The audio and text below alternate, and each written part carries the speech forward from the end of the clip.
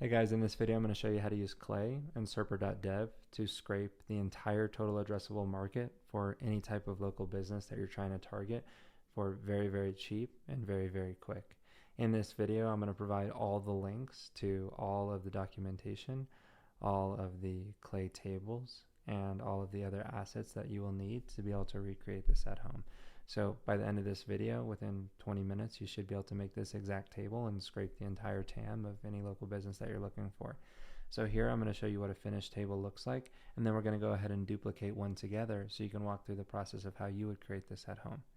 So the first thing that you need to do is we need to have a list of all the different counties that are in the entire country. And so here in this list, we have them here: Los Angeles, California, Cook, Illinois, Harris, Texas, and then we simply just create a formula here for our query. So it's going to say ophthalmologist in that county and state. So basically what Serper.dev is going to do is it's going to go to maps.google.com, it's going to make that search, and then it's going to scrape all the results in that county, and then it's going to do that again and again and then on the next one and the next one and the next one. So essentially what we have here is our Serper query with HTTP API. What it's going to do, it's going to post to our endpoint, and I'll show you guys how to set this up here shortly. It's going to ingest our query, and then on the other end, it's going to output all the different results of all those businesses. So if we open these up, we can see Eyes Over Texas Eye Care, the address, the category, the phone number, and the CID. Now it's going to write all those businesses to another table. So here's our query table, and here's our final company table. We have 24,407 rows of all the ophthalmology clinics. So we actually had over 100,000 rows, but since we had so many, we decided to go ahead and delete the ones that first had less than 10 Google reviews, because we figured that they're probably inactive. And then the second thing is we created an AI web research to actually qualify these companies. So even if you search for ophthalmologists, you're going to find things and results that come up that actually are not ophthalmologists. They might be schools or colleges that talk about ophthalmology. They might be results that are completely unrelated. So built into this template, which you'll have access to as well, is going to be an AI web researcher that'll qualify it. So you can see here, assume the role of an expert web evaluator tasked with identifying if a company website represents a medical clinic with services or treatment around cataract surgery. And then it has some other criteria to disqualify universities, franchises, major hospitals, directories like Yelp and stuff like that, so we can really stick to local businesses. We then have a row here that's going to write the ones that are qualified to the next table, and it's going to push all of our data. So we'll get all of our queries, the total amount of companies in the entire country, and then we'll push out only the qualified ones we want to this table. And then on this table, we're actually going to identify the people within those companies so that we can actually send emails to those people and reach out to them. So here we've got the company name and the domain, and then we've got another query here, which is just a CSV of all the job titles that you guys want to get. Then it's going to plug that in with an AI web researcher, ClayGent, and it's going to pull in that location of contacts, the list of job titles you want, the company name, and the domain, and it's going to identify every single person within that company that matches those job titles. And so you can see here at UCL LASIK, we found 1, 2, 3, 4, 5 different ophthalmologists, which would be good decision makers for our use case on this client here. And then it's going to write those people to another table so that you can easily just go ahead and enrich those email addresses. So here we have a list of all the people. We can see at UCLA we found 5 people. At ACLGAR we found 8 people. We've got their LinkedIn information as well found in that AI web researcher.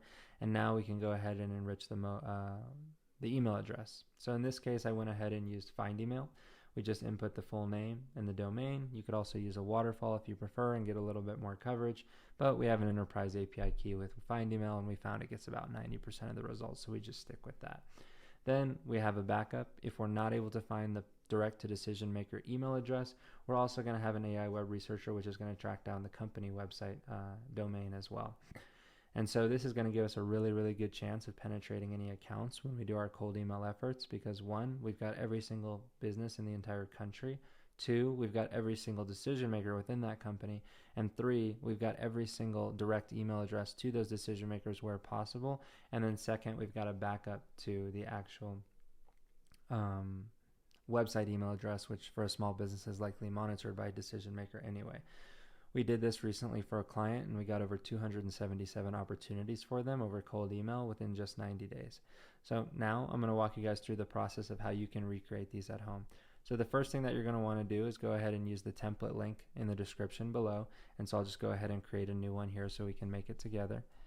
And I'll go ahead and create a new workbook. You're going to see something that looks just like this, and you're going to click Create Workbook Using Template, and go ahead and select your workspace. I'm going to go ahead and create that here. You can see it load up. Now it's not going to have any of the data in it, but it's going to have all of the prompts that you need to run it. And so I'm going to show you guys how to actually run this for whatever query it is that you want. We're going to try a different type of small business and also different job titles for this exercise. So the first thing that you want to do is go ahead to all of your tables and disable auto update. This is going to make sure that the rows don't start updating until you're ready. So I'm going to go through that quickly.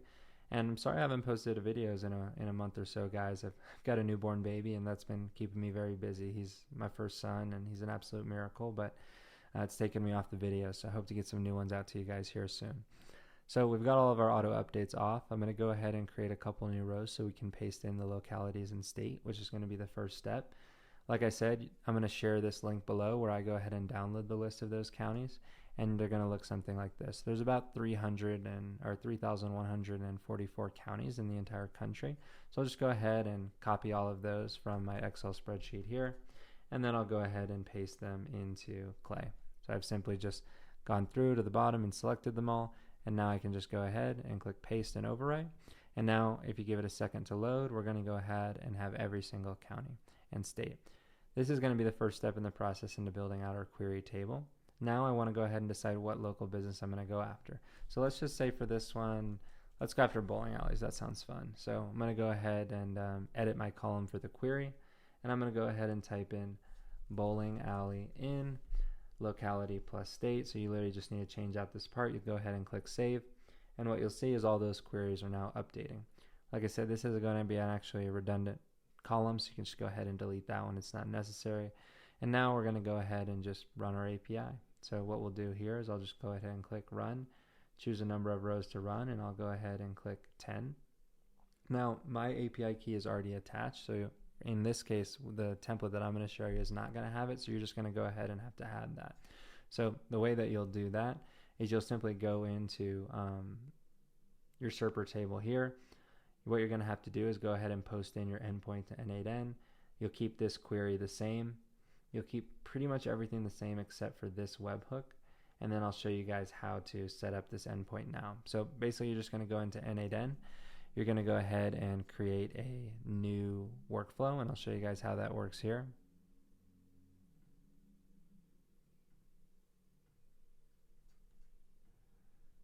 Just go ahead and create a new workflow. I'll go ahead and select personal. I'm going to go ahead and start with a webhook. That's going to start the workflow. And now here I'll have the webhook URL, which is what you're going to use to make the call. And then the next thing that you're going to want to do is you're going to want to go ahead and create a code node. So no need to change any of the settings there. Oh, well, you will need to change one setting. So we'll go ahead and open this up. You're going to want to change this to post. The path, you don't need to go ahead and mess with that. The authentication, you can leave it as none. The respond, you can put using respond to webhook node. Go ahead to the settings, don't need to change anything here. And then we'll go ahead and click out of that. Then we'll go ahead and click add our code, custom JavaScript. I'm going to go ahead and put the code in a Google Doc link below, so you guys can just go ahead, just copy and paste it in. You're going to click run once for all items in JavaScript. You can leave that the same. When you go to the settings, you can also leave these the same. No need to change anything there. The only thing that you're going to need to change here is your API key. So you're going to want to go into serper.dev, and you're going to want to grab your API key here. Just go ahead and copy that for the places API here. When you log in, go to playground, put in type places, leave everything the same. Go ahead and grab that API key, post it in there, and you should be good to go on that step. Now we're going to go ahead and add another node here, and that second node is going to be the respond to webhook. So I'll go ahead and click respond to webhook, and we'll go and I'll show you the settings. Respond with all incoming items. The settings, you don't need to change anything there. So we'll go to all incoming items. Go ahead and click save. We're going to go ahead and activate. Click got it. Now I'm going to go ahead and click on the webhook. I'm going to grab my production URL, go ahead and copy that. And if everything worked good here perfectly, I should be able to just post this endpoint here. Click save and don't run.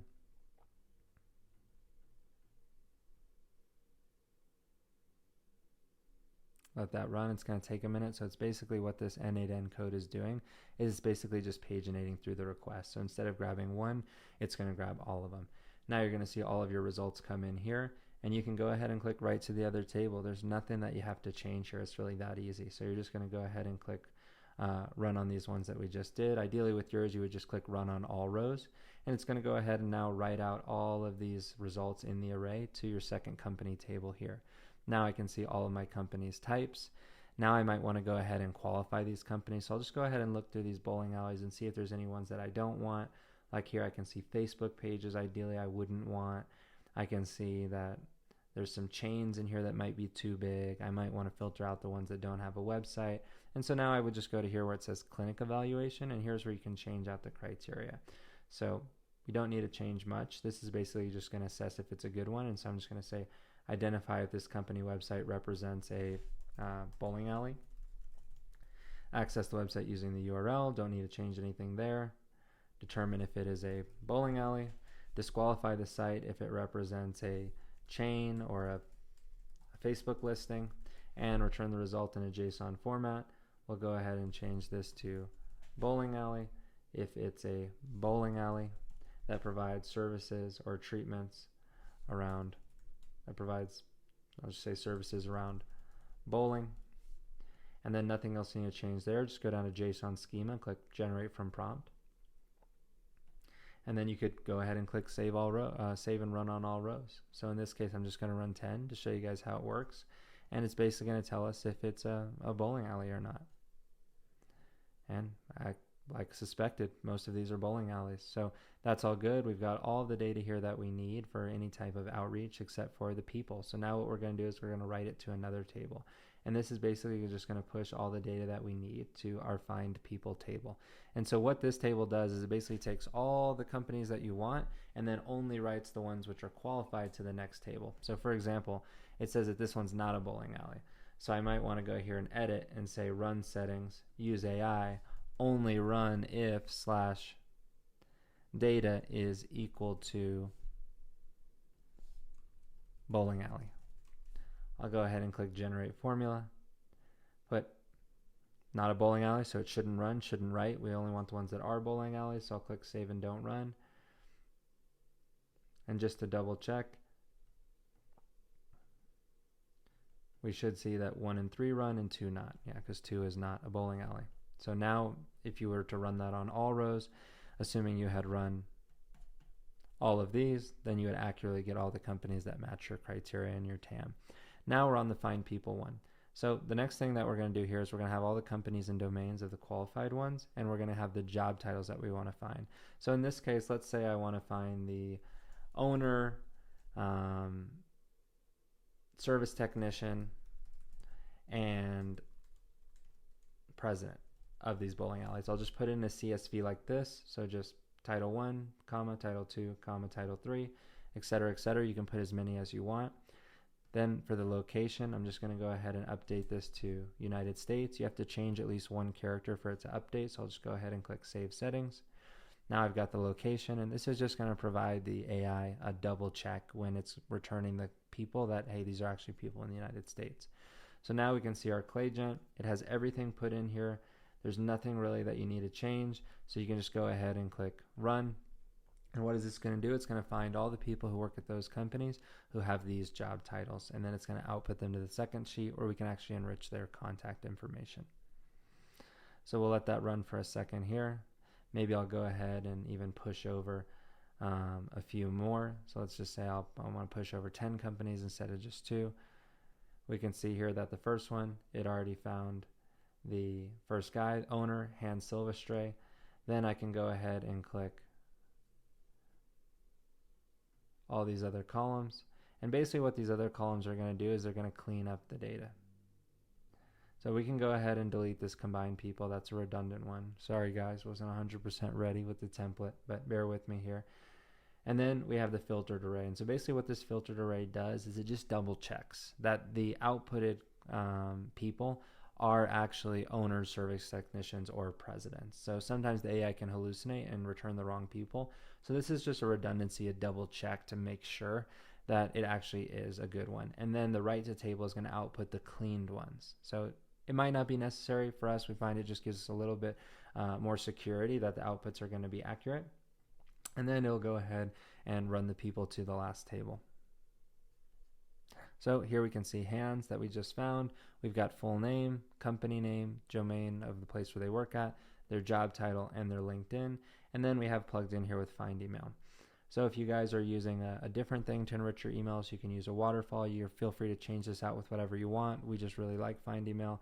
So we can go ahead and click run. Hopefully we can find the email direct to the decision maker.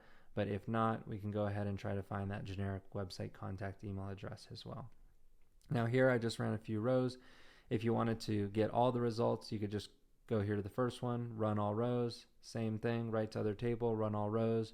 You'll do the same thing on the company, run all rows to make sure they're bowling alleys, right to other table, so on, so on. You get the idea, right? And so you just want to write all the rows that come through instead. And so here we can say for this one specific person, we weren't able to find the email address on the website. It's possible on their website that they don't have a contact email found, which I wouldn't be surprised because it's a bowling alley. And then I wouldn't be surprised, if we didn't find Han's email as well, since it is so tiny, these typical bowling alley type of companies. And so that's how it works, and that's how you can build it at home, guys. If you have any questions about how this works, please leave a comment below, and I would love it if you could share it with anybody else who's struggling to build out stuff in Clay. You can do this super cheap, super fast. And if you're interested in doing a similar thing, but actually scraping the Google search results, so Google searches on Google, for example, for non-local businesses, I'm going to pop up a video right here in the corner where you can see exactly how to do that.